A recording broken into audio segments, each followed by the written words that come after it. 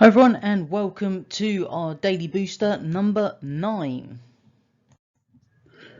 For today's daily formula, we're looking at work done. So work done in joules is the force in newtons times the distance in meters. Just make sure you watch out for the distance being in meters, not centimeters. Obviously, if in the question it says centimeters, just convert first.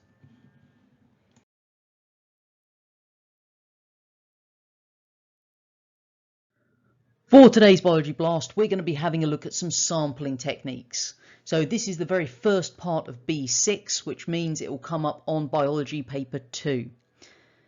Now, what I've given you here are just a list of different techniques that we can use to carry out sampling in the environment. So quadrats are the first one, and these are the ones they tend to ask more questions about. This is a quadrat in the top corner. It's basically a frame of metal usually, which has a fixed area. So this one, for example, may well be 50 centimeters by 50 centimeters, so a half meter square. Because we've obviously got a fixed area, what we can do with the quadrat is we can obviously use it on a field when we're carrying out sampling. Where it goes down, we then count, and we could see we've got 2 dandelions by those little yellow flowers. So we've got 1 dandelion there, 1 dandelion there. You could then count the daisies and things like this, and then you record them. So that's the basics of a quadrat. We'll have a look at a little bit more in the detail of how to use them a bit later on in this actual review. Next one is a pooter. So here is our pooter. You can see it's basically a container with 2 straws, one of which has the all-important little mesh covering on it. The one with the mesh covering is the one you suck, and you place the straw without the mesh covering by the bug. You then suck the bug into your container. Next one, the Pitfall Trap, is this one here in the bottom right. It's basically a jar buried level with the surface of the ground, and put a rock or a little roof over it so it doesn't fill with water. Anything wandering along the ground falls into the hole, and then you can collect it the next day. Top right, we've got our sweep nets, and this is what we'd use for catching things like butterflies, grasshoppers and the like. You go out, you then, as the name suggests, sweep the net through the long grass, and they get collected in the net itself. Transact lines are where we would actually look at something like a change in a particular condition. So if you've got the actual sea all the way down here, you may lay a tape measure running up the beach, and then you decide you're going to place a quadrat every meter along that line to count what's actually present within that area. So each meter you place a quadrat, you then count what's present, and that would then give you a distribution as you move further from the sea itself. Kick sampling is what we do in rivers. So we kick the edge of the bank, knocks anything loose, and then you can catch it in a net further downstream. And tree beating is where you stretch a big white sheet under a tree, give it a shake as the name suggests, and little things fall out of the tree onto the white sheet, which again you can record. Once we've actually collected things, we need to be able to identify them, and we use a key to do this. 2 types. We've got the spider key on the left, where literally you'd look at your plant. If it has broad leaves, then we come down this side. We then have a look at the edges. If it's got a ragged edge, then we're obviously coming down to this one. And then if it's got flowers that are growing from the base of it, then we come here and we can see it's a dandelion. Option 2, the numbered key on the right hand side here. This is where it's the same kind of questions, just laid out slightly differently. So if we had narrow leaves, it tells us here to go to question 2. So you go to question 2, and then if we've got bell-like flowers, it's a bluebell. That easy. One technique they do like to ask you about is the capture-recapture technique. This is what we do if we wanted to sample the population of grasshoppers, for example. You'd go out with your sweep net and sweep it through the field. You'd capture your grasshoppers, you'd count them, and you'd mark them in a way that doesn't affect their survival. You then release them. You'd go back at a later stage using the same technique and again capture your selection of creatures, and you'd count them. When you're counting in that second sample, you're going to have the number that are marked and the number that are unmarked. From that, we then use this little formula here to work out the population size. So the number in your first sample times the number in the second sample, and then you just divide that by the number in the second sample that were previously marked. That gives us the total population size in your field without having to capture the whole lot of them. Two key assumptions that we make during this though. First one, no one has died in the interim period between our sampling, and no one has entered or left the area. So no immigration or emigration, no death. Those are our assumptions for that to work. We have a choice in the type of sampling we can do. It can either be random or non-random.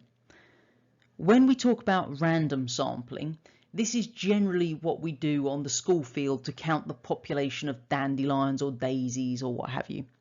And what we do is we lay two tape measures running at right angles to each other. So you can see it in the picture at the bottom there. So you run one tape measure going one way and then another tape measure at 90 degrees to it. That basically gives us a grid. We can then use a random number generator to give us the coordinates of where we're going to place the quadrat.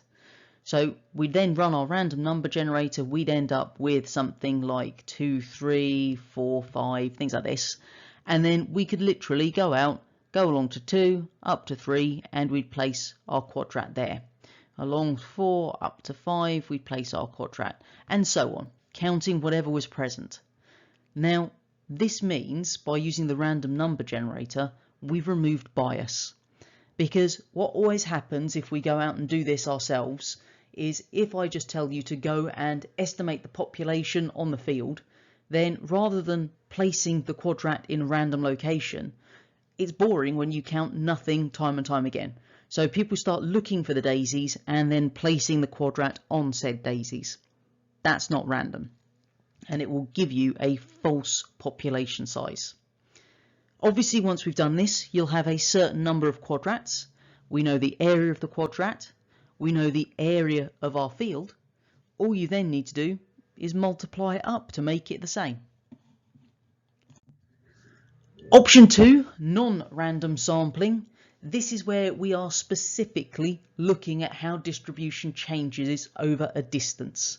So this is where we talked about the Transact line and the beach. We run one tape measure from the edge of the tree, the edge of the sea, whatever it may be, away from it. We then say we're going to place our quadrat at a fixed interval along the Transact line itself. So every metre, every 2 metres, whatever it may be, and we count what's present in there.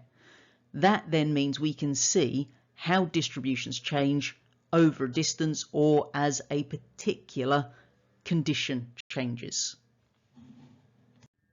Quick reminder of today's daily formula. Work done in joules is the force in newtons times the distance in metres. And don't forget to check the units of distance before you use this calculation.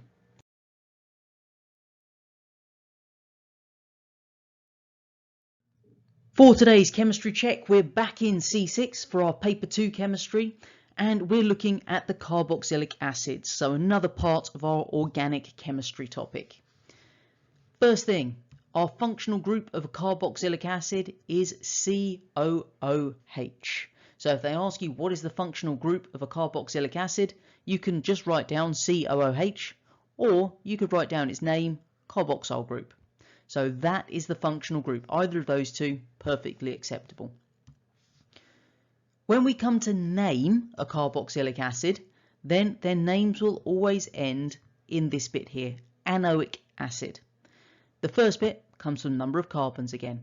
So if we've got 1 carbon, meth is 1, so therefore it must be methanoic acid.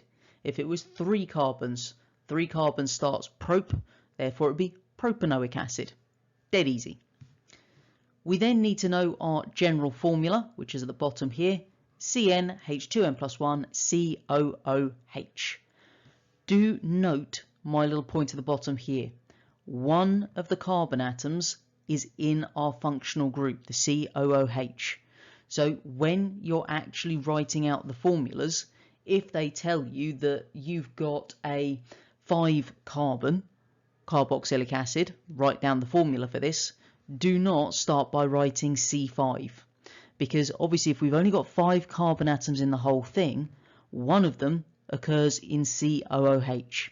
So that means we would have C4, and then obviously your hydrogens would be 2 times the 4, which gives us the 8 plus 1 gives us 9, and then COOH. So just remember, always take that 1 carbon and put it into the actual functional group first. In terms of how we form our carboxylic acids, we would get this from an alcohol reacting with an oxidizing agent. So what we would start off with is something like ethanol, as we can see in the second box here. We have our ethanol, and if we then react that with an oxidizing agent, in this case potassium manganate, and a bit of dilute sulfuric acid, give it a little warm, we are going to then make ethanoic acid.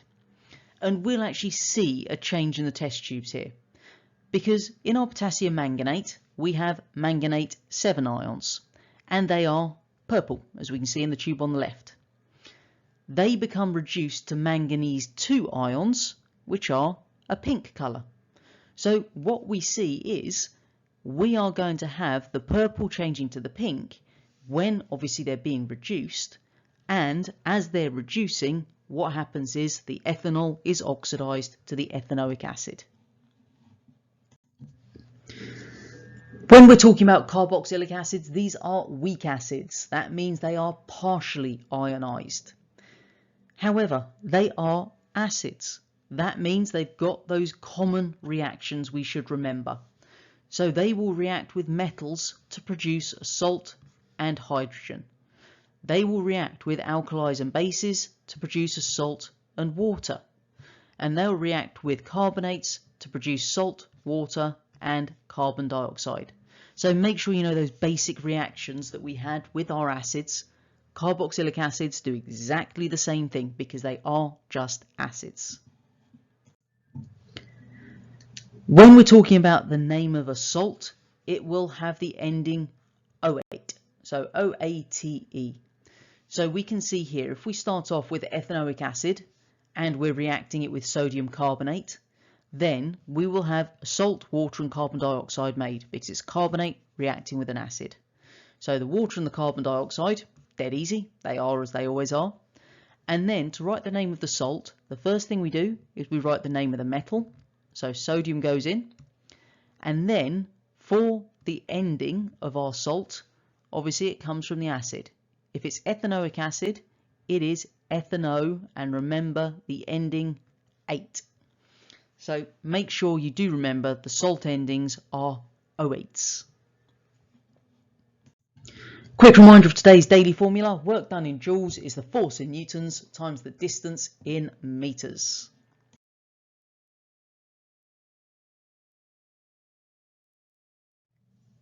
For our final physics prep, what we're going to be looking at is a topic from P1, which was the first physics topic, and therefore will be on the first physics paper. We're looking at density. Hopefully we remember when we're talking about density, we are actually just talking about how much mass there is in a certain volume. So to work out density, it's just mass divided by volume. They could ask you how you measure density. So if they ask you equipment you'd need to measure density, then obviously we need the mass. To get the mass, we need to remember this phrase here, electronic balance. So on any exam, biology, chemistry, physics, doesn't matter, if they're asking you how to work out the mass of something, always write electronic balance or electronic scales. Make sure you include the phrase electronic. If we've got a regular shaped object, then we can just use a ruler to work out the volume, because you can just do length, width and depth. If it's an irregular shape, we use this little setup here, which is a Eureka can. It's basically a beaker with a spout. You place a measuring cylinder underneath the spout, and what we've done is we filled it up to just beneath here with water. Then when we place our object in, water gets displaced, it pushes it down the little spout here into the measuring cylinder, and you can just read off whatever volume it gets to, and that's the volume of your object. They can also ask you which state of matter something would be more dense in? And the answer is always a solid. Because in our solids, if we think about the particle model from our chemistry, then the particles are packed very closely together. So we have more particles in any given volume than we do in the liquid or the gas. The greater the number of particles, the greater the mass in a given volume, so the greater the density.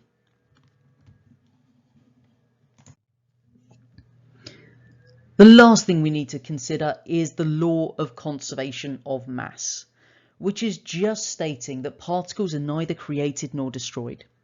So if we start off with a kilogram of ice and we melt it, we will have a kilogram of water.